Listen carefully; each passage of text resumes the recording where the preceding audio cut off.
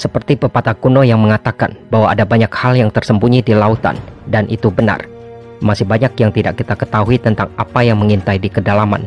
Namun selama ribuan tahun, manusia hanya menebak makhluk apa yang bisa berenang dan hidup di lautan. Beberapa dari binatang laut buas ini, bagaimanapun lebih membumi dalam kenyataan daripada yang lain, dan tak satu pun dari ini yang lebih terkenal atau ditakuti. Makhluk ini sangatlah menakutkan dari monster laut terburuk yang pernah dibayangkan manusia. Pernah ada ketika mengucapkan kata kraken, membuat para pelaut merinding. Binatang legendaris ini dikenal karena menyeret seluruh kapal ke kedalaman air. Hari ini orang-orang melihat monster itu sebagian besar sebagai fiksi, tetapi itu bukan berarti ia tidak memiliki ikatan dengan kenyataan. Di lepas pantai Norwegia, di dasar lautan, kraken raksasa tertidur. Ketika dia bangun dengan perut kosong, dia akan menuju ke permukaan laut membawa riak besar bersamanya. Setiap kapal yang melihat riak-riak itu harus melarikan diri, atau jika tidak, mereka akan hancur. Deskripsi awal kraken tidak memberikan terlalu banyak informasi. Ia hanya diklaim sebagai monster terbesar di laut. Begitu besar sehingga ia bisa menelan kapal dan ikan paus. Begitu besar sehingga tubuhnya disalahartikan sebagai pulau, mulutnya sebagai suara, dan giginya sebagai batu besar. Begitu besar sehingga saat ia bergerak akan menghasilkan pusaran air raksasa. Meskipun kurangnya informasi tentang penampilannya, ukuran kraken sudah cukup untuk membuatnya mendapatkan tempat di legenda Nordik. Seiring waktu penampilannya disempurnakan, memberi orang gambaran lengkap tentang makhluk mengerikan ini. Kraken dianggap memiliki tubuh datar yang cenderung muncul dari air dalam bentuk bongkahan, seperti pulau-pulau kecil, dan lusinan lengan panjang serta fleksibel yang dapat diangkat dari air setinggi tiang kapal. Gelombang melingkar raksasa dan segerombolan ikan ketakutan biasanya muncul di hadapannya. Dalam keadaan ini, ia umumnya dibayangkan sebagai gurita raksasa, kepiting raksasa, atau kombinasi keduanya.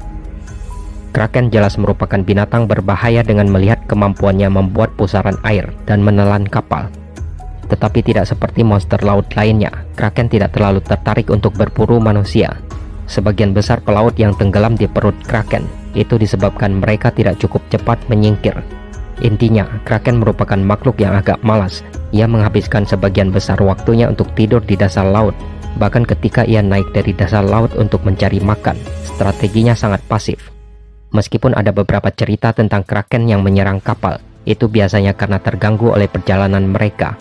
Dalam hal ini, kraken bisa menjadi ganas dan tanpa ampun, merobek kapal menjadi serpihan tanpa mempedulikan kehidupan manusia.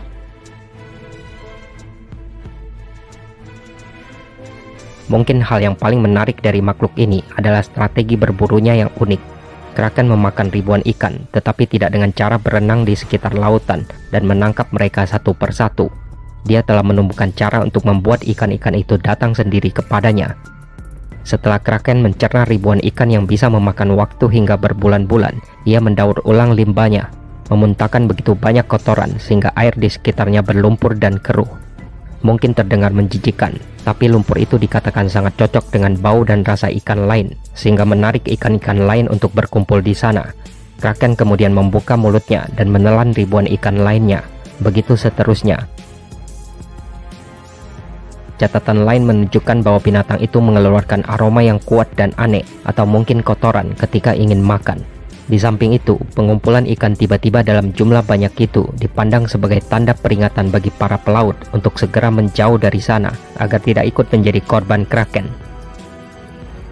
Menurut mitologi Skandinavia, kraken adalah makhluk laut raksasa yang mengerikan, dikatakan memiliki panjang 1 mil. Cerita umumnya menggambarkan kraken sebagai makhluk seperti gurita atau cumi-cumi yang sangat besar yang menyerang kapal. Kraken pertama kali disebutkan dalam sebuah kisah Islandia abad ke-13 yang melibatkan dua monster laut, Hafgufa dan Lyngbakr. Hafgufa diyakini menjadi acuan untuk kraken. Sekitar waktu itu, laporan lain tentang kraken didokumentasikan dalam karya ilmiah. Dikatakan bahwa hanya dua yang ada, karena mereka tidak dapat bereproduksi dan akan membutuhkan begitu banyak makanan sehingga mereka tidak dapat bertahan hidup. Pekerjaan itu selanjutnya menggambarkan kebiasaan makan kraken. Menurut kisah-kisah Nordik, kraken berdiam di lepas pantai Norwegia dan Greenland, serta meneror pelaut di dekatnya. ukuran besar dan penampilan menakutkan yang dikaitkan dengan kraken telah membuatnya menjadi monster penghuni laut yang umum dalam berbagai karya fiksi. Kraken telah menjadi fokus banyak pelaut yang melewati Atlantik Utara dan terutama pelaut dari negara-negara Nordik. Selama berabad-abad, kraken telah menjadi sumber tahayul dan mitos pelaut. Meskipun menjadi makhluk mitos, kraken tidak memiliki kemampuan supranatural. Legenda mengatakan bahwa monster laut itu menikmati kesendirian dan tinggal jauh di dasar laut.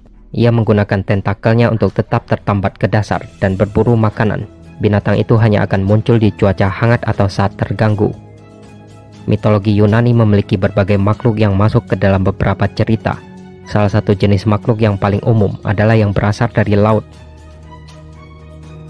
Mengacu pada kraken, sejak dipopulerkan dalam film Clash of the Titans, makhluk laut ini memiliki reputasi yang menakutkan. Kraken sebenarnya bukan bagian dari koleksi makhluk Yunani. Dalam mitologi Yunani, nama yang paling umum untuk makhluk laut adalah Scylla, yang cukup mirip dengan kraken. Pada pergantian abad ke-18, kraken mulai diturunkan ke karya fiksi. Bahkan sampai sekarang, itu tetap menjadi salah satu fiksi monster laut paling populer. Sementara para ilmuwan telah membuang gagasan tentang monster sepanjang 1 mil yang bersembunyi di dasar lautan, mereka telah menemukan makhluk sensasional mirip kraken, yaitu cumi-cumi raksasa. Cumi-cumi raksasa yang hidup di perairan lepas pantai Norwegia mungkin pernah ditemui oleh para pelaut awal. Cumi-cumi raksasa bisa tumbuh hingga 13 meter. Seperti kraken, mereka adalah penghuni dasar laut yang kebanyakan memakan ikan. Mereka juga mampu memuntahkan tinta gelap, mirip dengan zat berlumpur yang dikatakan digunakan kraken untuk menangkap ikan. Tentakel besar dan penampilan mengejutkan dari makhluk yang saat itu tidak diketahui akan dapat dimengerti mengilhami kisah-kisah fantastis. Bahkan hingga saat ini, ada rasa misteri, kekaguman, dan terkadang teror ketika orang mendengar cerita tentang cumi-cumi raksasa yang telah menghuni kedalaman laut yang gelap.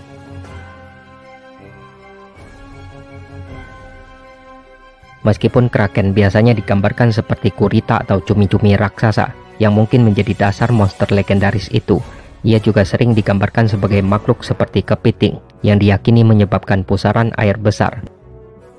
Secara bertahap, kraken naik ke permukaan, dan ketika sudah dekat, perahu sebaiknya segera menyingkir dari sekitarnya, karena dia akan segera meledak seperti pulau terapung, menyemburkan air dari lubang hidungnya yang mengerikan, dan membuat gelombang cincin di sekelilingnya yang bisa mencapai bermil-mil. Beberapa cerita rakyat menyebut makhluk itu sebagai kejahatan laut yang menggambarkan sifatnya, tetapi bahkan mungkin sedikit julukan yang lebih ringan daripada yang pantas jika mempertimbangkan kisah-kisah menakutkan tentang binatang buas raksasa yang menangkap kapal-kapal yang penuh dengan manusia dan menarik mereka ke kedalaman laut.